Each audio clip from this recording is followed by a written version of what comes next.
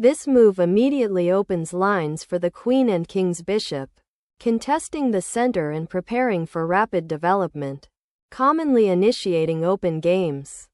This move initiates the Sicilian defense, the most popular and complex response to 1e4, immediately creating an unbalanced pawn structure and fighting for central control with a flank pawn. This move initiates the Sicilian defense, a dynamic and strategically complex opening where white immediately challenges black's central pawn and prepares for active piece play. This move initiates the main line of the Sicilian defense, preparing to contest the center with pawn breaks and piece activity. This move initiates the open Sicilian, a highly theoretical and aggressive line where white immediately challenges black's pawn center, aiming for rapid development and central control. This move, cxd4, initiates the open Sicilian, a complex and dynamic battleground where white seeks an advantage by exploiting central pawn control while black aims for counterplay, often on the queenside or through pawn breaks. This move, nxd4, strategically recaptures the central pawn and prepares to develop the knight to its most active central square, a typical continuation in the open Sicilian. This move, g6, signals a clear intention to enter the fianchetto variations of the Sicilian defense, preparing to develop the bishop to g7 and control the long diagonal. This move develops a knight to its natural square, reinforcing the central pawn and preparing for further development while keeping options open regarding pawn structure and king safety. This move develops the bishop to a powerful diagonal, preparing to castle and reinforcing the kingside in a typical King's Indian setup within the Sicilian defense.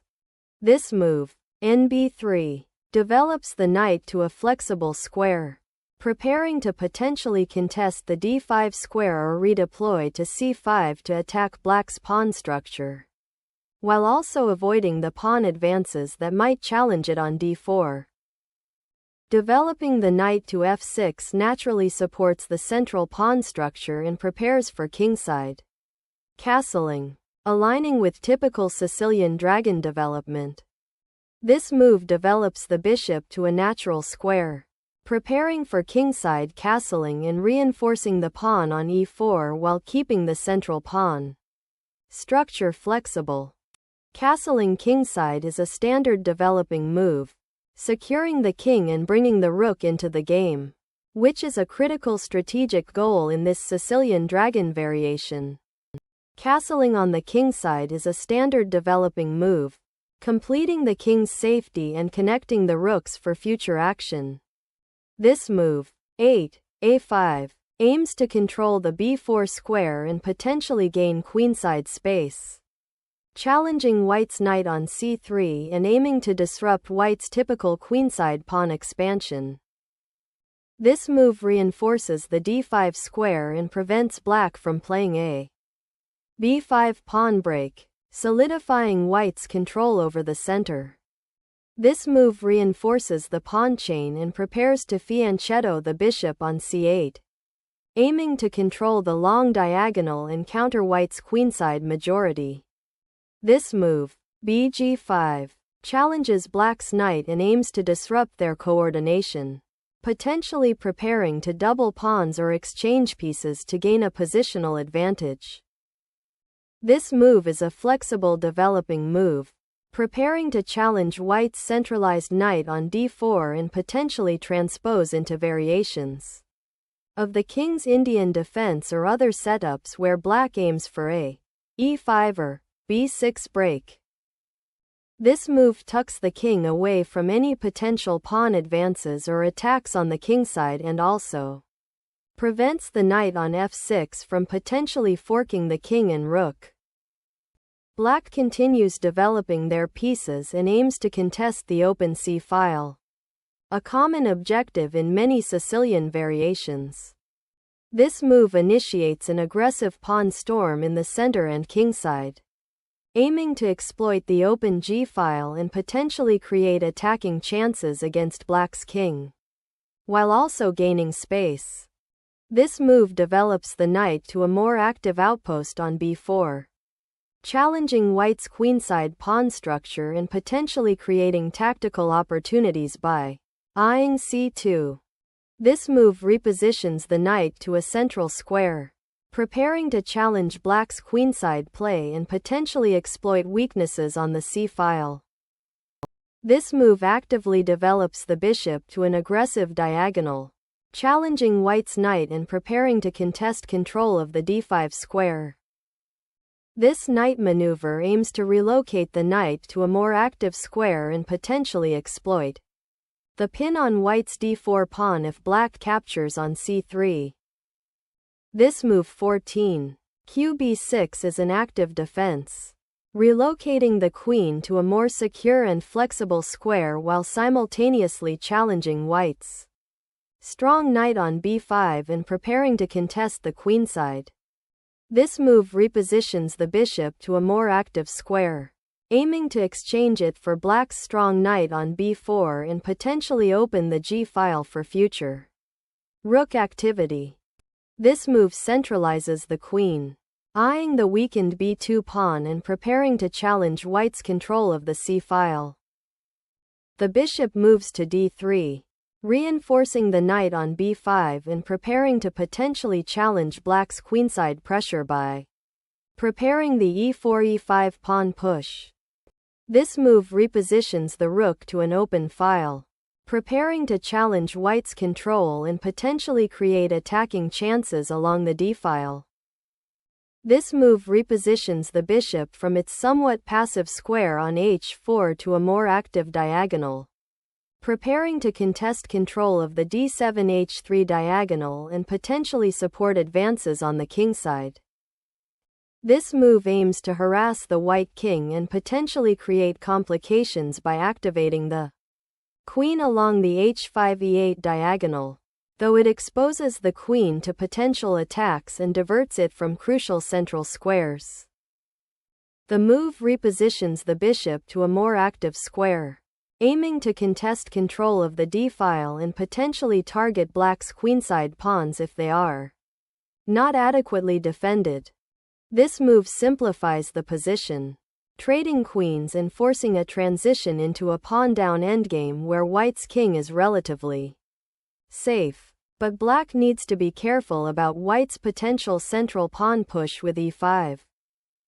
This move clears the first rank, preparing to activate the rooks and contest the open d-file, a common strategic objective after exchanges in this Sicilian variation.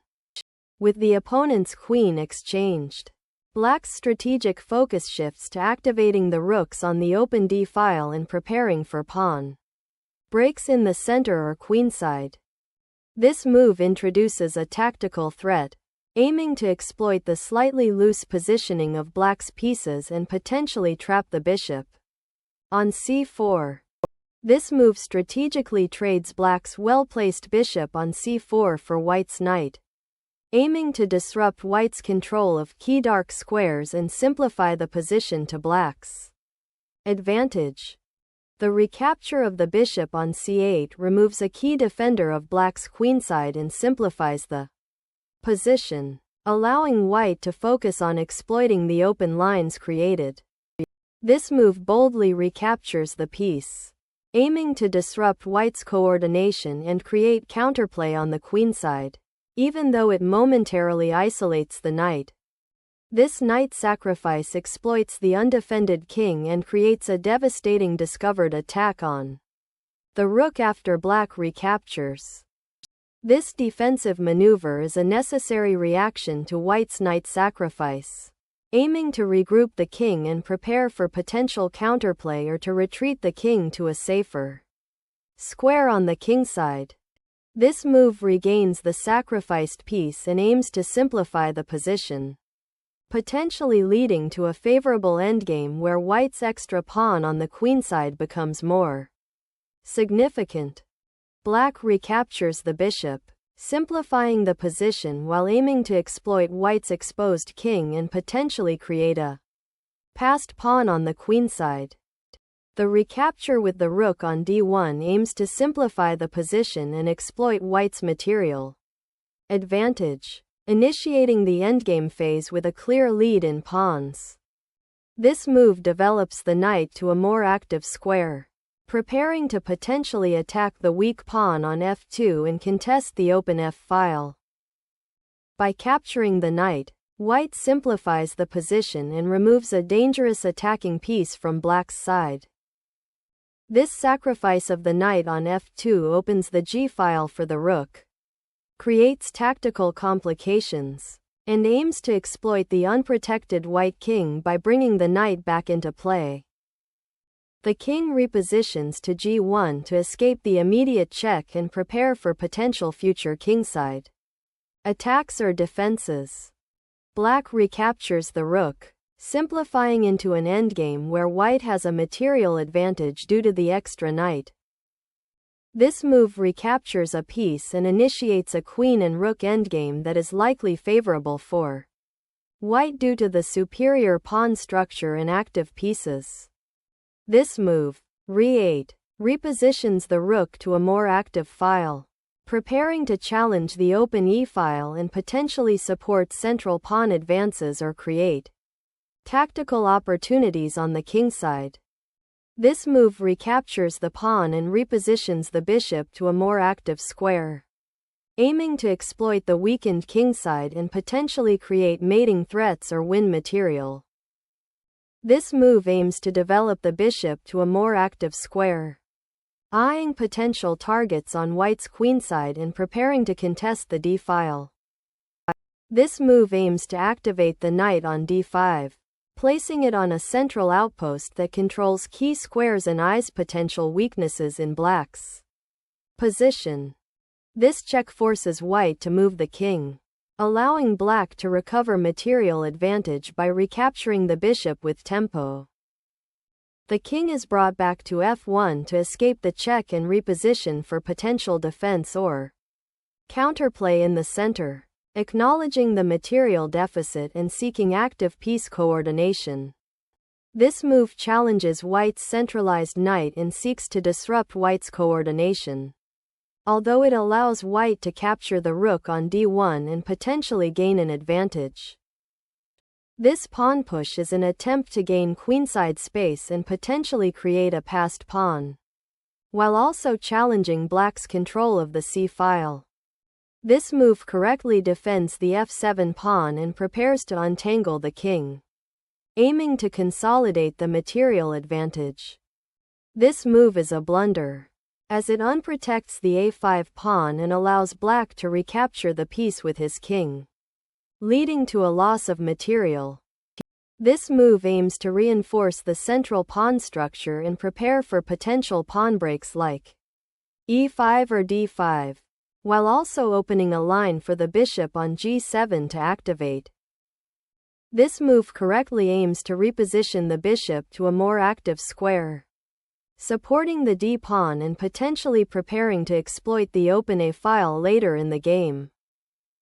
Black captures white's bishop, a principled move to exchange material and simplify the position, acknowledging the potential threat of white's rook on the a-file. This move recaptures a pawn and centralizes the knight, aiming to consolidate white's material advantage and prepare for pawn simplification or a kingside initiative.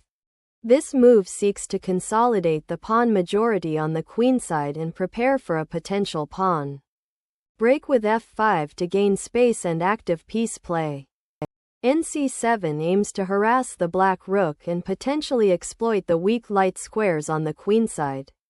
But it's important to watch out for tactics involving black's bishop and knight pair.